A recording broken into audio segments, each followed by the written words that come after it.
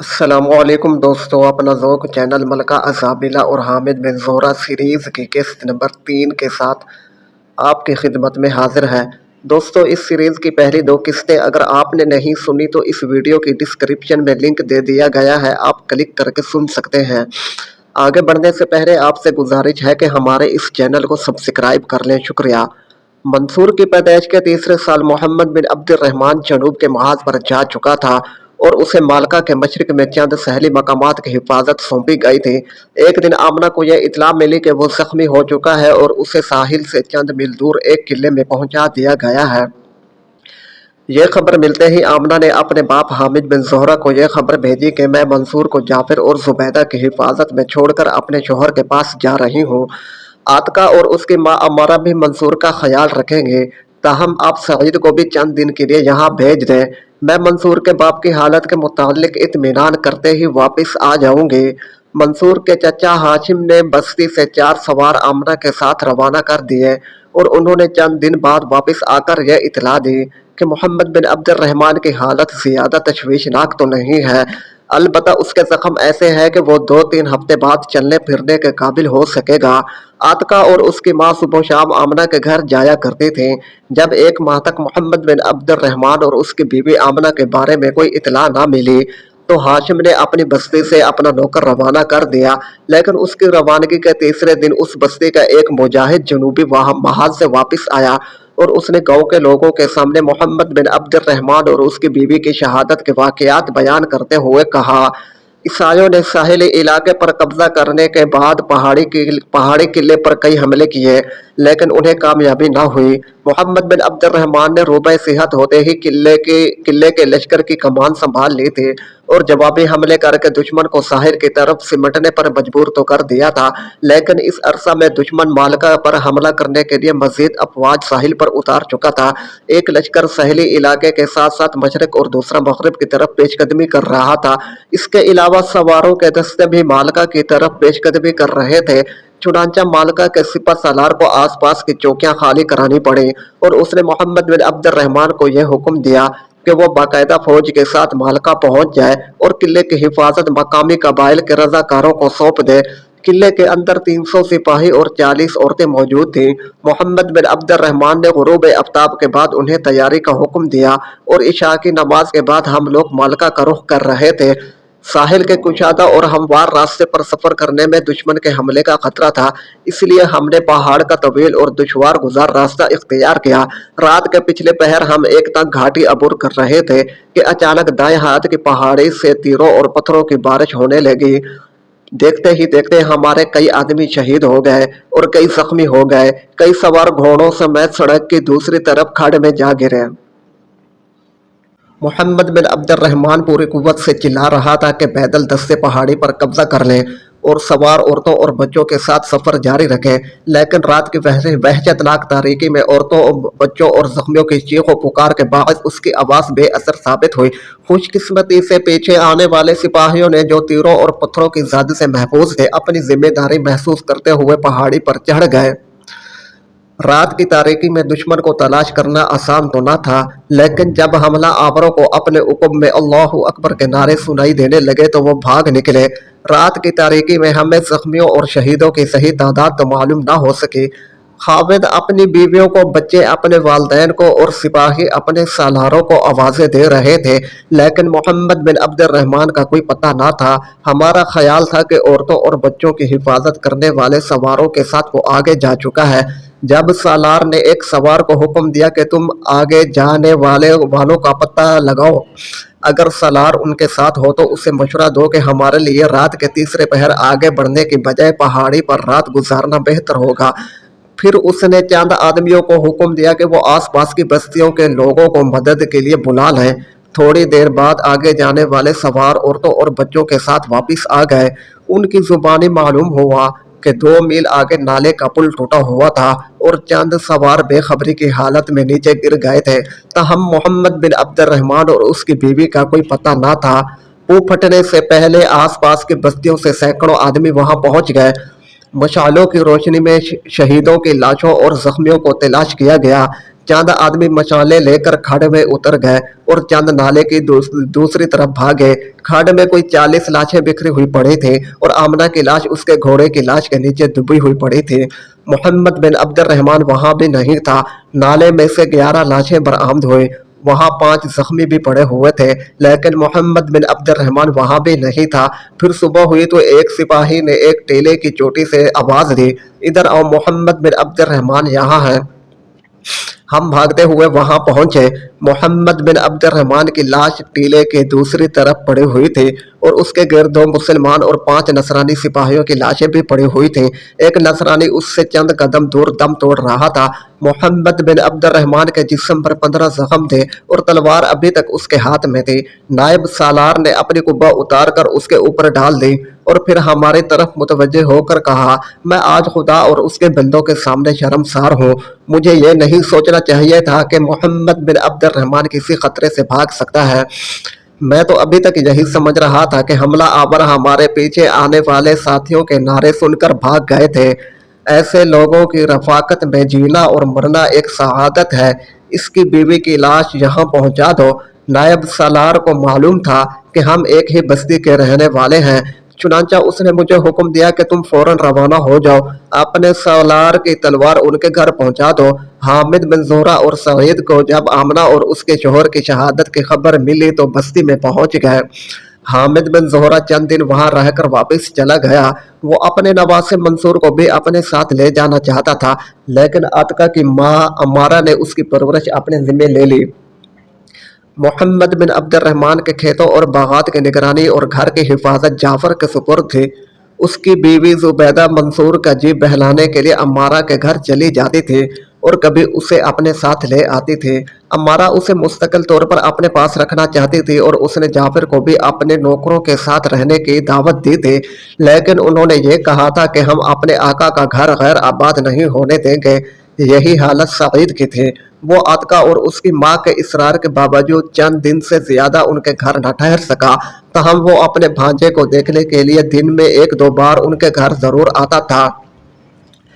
जब वो वापस जाने लगता तो मंसूर उसके साथ जाने की जिद करता। अतका उसे कहती कि नन्हे भाई, मेरे पास नहीं रहोगे? नहीं, मैं मामू के साथ जाऊंगा। तुम्हें कहानियां कौन सुनाएगा?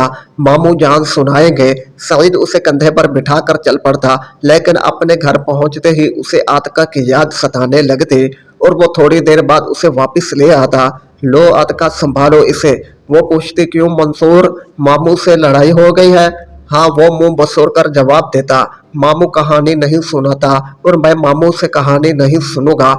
उन दिनों के कई वाकयात आतका के दिल पर नक्श थे, लेकिन जमाने ने एक और करवट बदली और कहकहों और मुस्कुराहटों की यह हसीन दुनिया उन आंसुओं में डूब कर रह गई जो कौम के इज्तिमाई एहसास के आईनादार थे। अब मुस्तकबिल के उफ्क पर तारीकियां छा रही थी और गांव के दूसरे लड़कों और लड़कियों की तरह सईद और आतका भी उन मिल्लत फरोशों की दस्तानें सुना करते थे जिनकी बेहसी और गद्दारी ने गरनाता के लश्कर और कबाइल के मुजाहिदीन के अजीम फतूहात को शिकस्तों में तब्दील कर दिया था।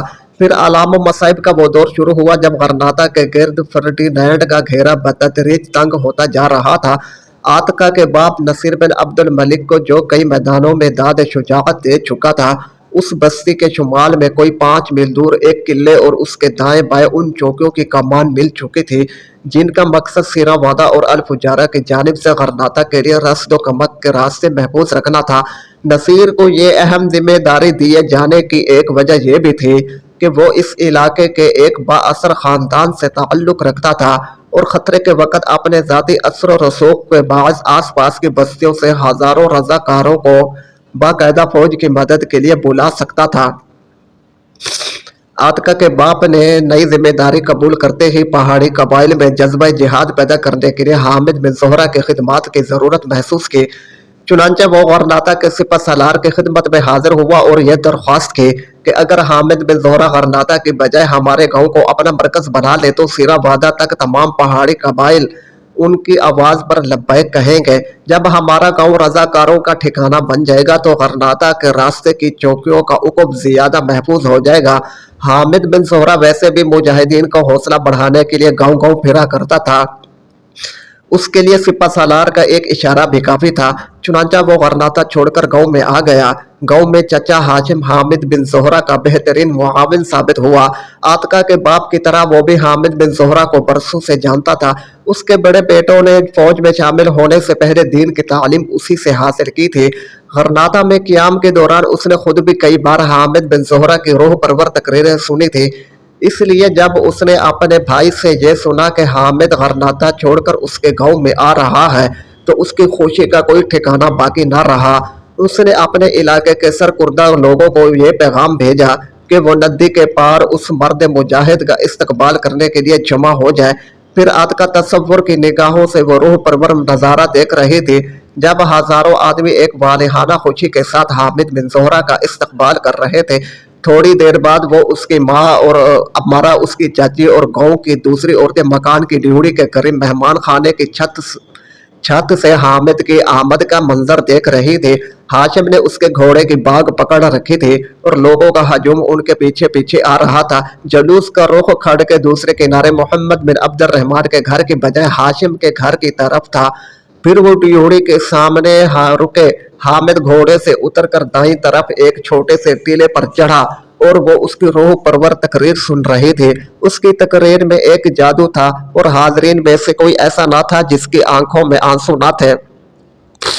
उसके आखिरी अल्फाज आज भी आतका के दिल पर नक्श थे। वो कह रहा था, मेरे अजीजों, कौमों की जिंदगी में एक वक्त ऐसा भी आता है जबकि इज्तिमाई बका के तकाजे पर हर फर्द को दुश्मन के सामने सीना सपर होने पर मजबूर कर देते हैं। जवानों की तरह बूढ़ों, बच्चों और औरतों को भी तलवारें उठानी पड़ती हैं। और आज अलहमरा की दीवारों के पत्थर भी ये कह रहे हैं कि अब गरनाता की आज़ादी के बुझते हुए चिरागों को दोबारा रोशन करने के लिए सिर्फ कौम के फर्जंदों का खून ही काफी नहीं है, बल्कि कौम की बेटियों को भी अपना खून पेश करना होगा। और वो अपने दिल में ये कह रही थी कि काश मैं अपनी कौम की एक बेटी की हैसियत से अपने हिस्से की जिम्मेदारियां पूरी कर सकूं।